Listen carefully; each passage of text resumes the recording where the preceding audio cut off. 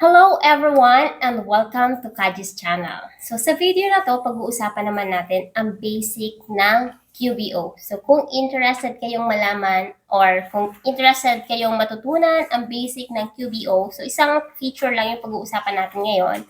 Please keep on watching until the end. Do not skip para wala kang mamiss na tips and tricks na i-share ko throughout the video. So without further ado, let's get started!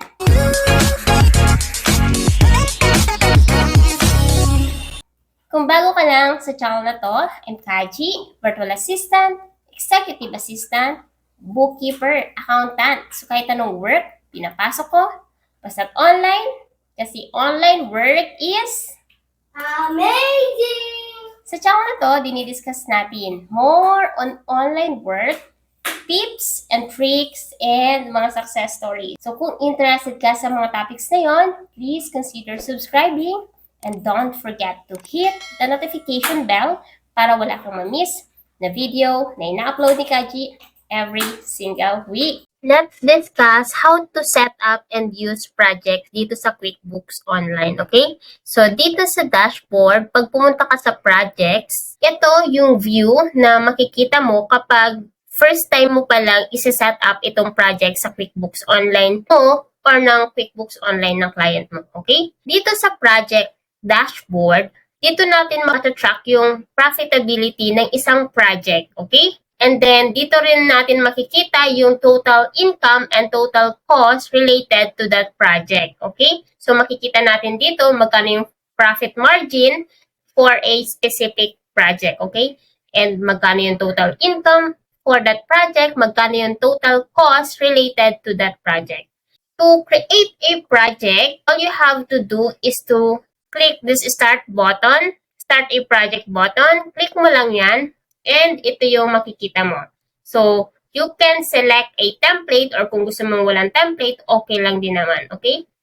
You can add a customized template by clicking this one, create template, and then, ayan, pwede mo siyang lagyan ng name or pwede mo siyang i-repeat. You can add information dito and you can add tasks, okay? So, for example, ito ay bookkeeping. So, add extra information about this project. So, pwede mo siyang lagyan ng description kung ano ba yung project na ginagawa mo. So, you can add information about that. And you can add a task. So, for example, anong task yung gagawin mo? Let's say, ongoing, bookkeeping. Tapos, you can set a due date, set later, you can add more details, or you can remove. If you are happy na, you can save the template. And, pag click natin tong start a project, pag makikita mo na dito yung na-create mong template. So, bookkeeping, tapos project name, bookkeeping, income. So, kung meron kang clients dito, you can select kung meron dito. Pero kung wala, pwede mo naman siyang i-leave muna ng empty. And then due date, you can enter a due date. Let's say 14. And you can add more details here. And you can also add more tasks here. Ayan, add a task. Pag nag-scroll down ka dyan, so, malalagay halimbawa ongoing, tapos meron namang yearly bookkeeping. Let's say, yearly bookkeeping, kailan ang due date niya, let's say, 14. Ayan na siya. Kung mapapansin mo, i-save natin to. Ayan. So, eto na yung itsura ng magiging dashboard mo kapag meron ka ng created na project. Okay? So, for us to track a project, pwede natin siyang track dun sa invoices na kine-create natin, pwede rin naman sa bills na kine-create natin or expenses na kine-create natin. For example, magki-create tayo ng isang invoice to track a project. All we have to do is select mo lang itong dito, tapos select invoice, and then you can select the customer. Ayan, tapos mapapopulate na yung customer email. Kung paano lang din tayo mag-create ng invoice, ganun lang din. So, ang gagawin lang natin dito is, since ito ay connected na sa specific project, pag nag-enter ka ng amount dito, let's say, monthly bookkeeping, Tapos, halimbawa, 1,000. Ayan na. And, pag sinave natin yan, save. Pag pumunta tayo sa project, makikita mo dito, pag mag-select tayo ng customer, ayan. Kung makikita mo, wala pa tayong natatrack na income kasi nung create natin yung invoice kanina, let's say open tayo ng new tab, hindi natin na-select yung project. Okay? So, punta tayo dito sa all sales, tapos project, eto, invoice. Dapat, nung pinili natin si growth sweep, dapat pinili natin yung project na itatrack natin. So, naka-bill siya kay customer, pero at the same time, natatrack natin yung project. Save. And pag pumunta tayo dito sa project and ni-refresh natin yan, kita nyo na ngayon na yung bookkeeping income natin, meron na tayong na-track na income na 1,000. Okay? So, ganun din ang gagawin natin kapag magta-track tayo ng cost. So, sa cost, ang punta naman natin yan ay sa expense, sa check, sa bill, or sa pay bill. So, for example, mag-create tayo ng bill. So, ganun din kung paano tayo mag-create ng bill. So, pipiliin mo lang yung vendor. Halimbawa, ito, si Adam. Tapos, yan, napopulate na yung kanyang information. Select mo lang yung terms. And pagdating dito sa customer or project, pipiliin mo lang yung project na tama. Okay? So, lagyan muna natin ng amount.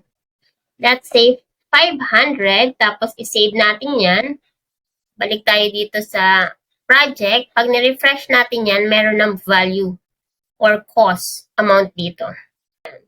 So, as you can see, makikita na natin yung total income for that project and the total cost for that project.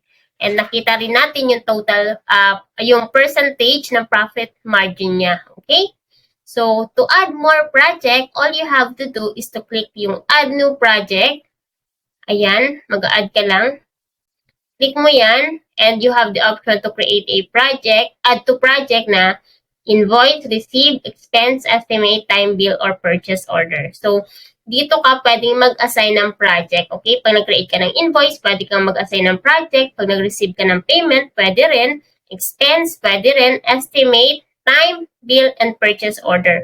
For example, meron kang transaction sa bank na walang supporting documents or wala siyang kamatch na invoice or bill. Tapos, gusto mo siyang i-assign sa specific project. All you have to do is to categorize siya. Tapos, piliin mo yung tamang category. Let's say this is contractors. Tapos, isa-select mo lang yung customer or project. So, for this example, bookkeeping income, and then add. And then, pag pumunta tayo dito ulit sa project, mababago na naman yung ating value. Ayan. Pag click natin yan, ayan. So, nadagdagan yung cost natin kasi nag-record tayo ng additional expense para sa project na to. And nabago din yung profit margin niya. So, ganun lang kadali guys, mag-track and mag-record and mag-set up ng project sa QuickBooks Online. Hindi naman lahat ng client natin meron tinatrack na project. So, itong paggagamit ng project sa QuickBooks Online ay depende sa klase ng business ng client mo and kung gusto niya mag-track ng mga project sa QuickBooks Online. So, sana marami kayong natutunan sa video na to. And kung meron kayong clarification, just let me know sa comment section and Kaji will try to answer that as soon as I can. Or kung mahirap i-explain sa comment, I'll try to make another video to explain everything.